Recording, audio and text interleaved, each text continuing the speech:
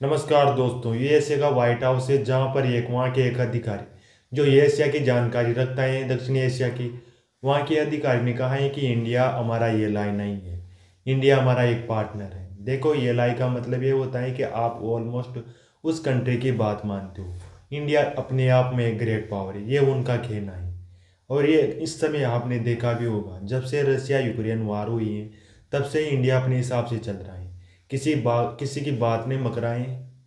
और इंडिया अपने राष्ट्रीय हितों को देखकर जो फैसले ले रहा है उससे दुनिया को समझ में भी आ रहा है कि इंडिया एक आने वाले समय में एक उभरती हुई महाशक्ति है।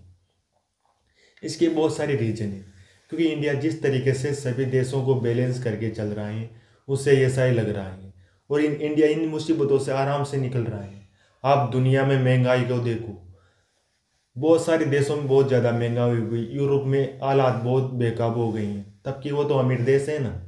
आप हमारे पास में देख लो, पाकिस्तान, श्रीलंका, बांग्लादेश, नेपाल या चाइना में देख लो, वहाँ पर आकार मचा हुआ है महंगाई की वजह से।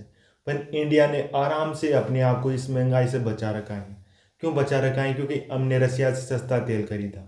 ये क्यों खरीदा? ये डिप्लोमेसी की वजह से खरीदा, क्योंकि इंडिया ने जिस तरीके से फैसले लिए हैं इस वार के सिचुएशन में, वो किसी भी देश ने नहीं लिए। खुद यूरोप इस वार के सिचुएशन में उलझ चुका है। इस वार के दलदल में यूरोप इतना दस चुका है अपने अहंकार की वजह से, क्योंकि वहाँ के देशों की आर्थिक स्थिति इतनी खराब हो चुकी है। कई देशों की तो वहाँ की सरकारें भी गिर चुकी हैं। ये क्यों आए? क्योंकि उनका अहंकार इतना बढ़ चुका है कि वो मानते हैं कि दुनिया हमारे इर्द गिर्द घूमेगी। वो चाहते हैं कि हमने 200 या 300 साल तक दुनिया पे राज कराएं, ऐसे ही हम आगे भी दुनिया को ऐसे ही ट्रीटमेंट करते रहे। पर ये आने वाले समय में ऐसा नहीं होने वाला है, क्योंकि चाइना और इंडिया ने दिखा दिया है कि अब ये रुकने वाली नहीं है।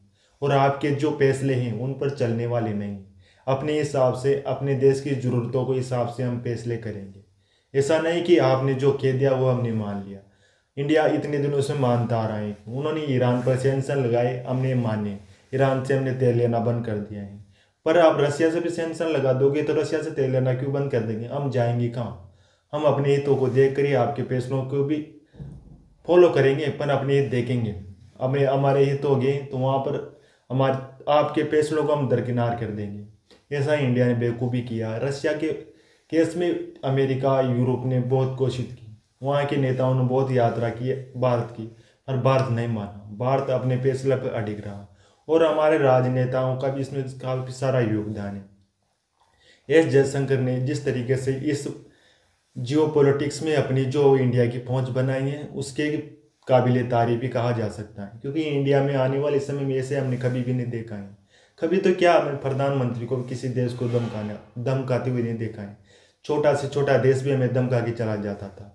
पर आज बड़ा से बड़ा देश इंडिया में आने की कोशिश कर रहा है। इंडिया का जो बड़ा मार्केट है उसमें अपने आप को शामिल करने की कोशिश कर रहा है। क्योंकि इंडिया को नज़रअंदाज आप नहीं कर सकते हो। आप कितना ही बार सेंसर लगा दो, आप कितनी बड़ी महाशक्ति हो, पर इंडिया को आप नज़रअंदाज नहीं कर सकते हो। और ये हमारी बहुत ही कमजोरी है। हम अपने आप को कभी समझते ही नहीं। हमारी जहाँ तक दूसरा तारीफ नहीं करता है नहीं, जहाँ तक हम अपने आप को मानते नहीं कि हम इतने बड़े हैं। और किसी ने बुराई कर दी तो अपने आप को भले अपन सही हो, अपने आप को गलत मानने की कोशिश करते हैं हम। ये हमारे देश की सोच है। ये सोच तो अंग्रेजों ने हम पे दी है। वहाँ का जो कल्चर इंडिया में छोड़ के गई है, वहाँ की शिक्षा जो भी यहाँ पर छोड़ कर गई, उनका प्रभाव ये धीरे धीरे कम होगा। पर इंडिया को अपनी संस्कृति और अपनी आर्थिक स्थिति को सुधारना होगा और इसको बचा के गेडी करना होगा। तभी हम दुनिया में अपनी पहुँच बढ़ा सकते हैं। और जो दक्षिणी एशिया में जो समस्याएं पैदा हुई हैं, तभी अपने आप को उन समस्याओं से बचा सकते हैं। आज के वीडियो में इतना ही। अगर वीडियो अच्छा लगा हो तो लाइक और सब्सक्राइब जरूर करना। मिलते हैं अगले वीडियो में। जय हिंद, जय भारत।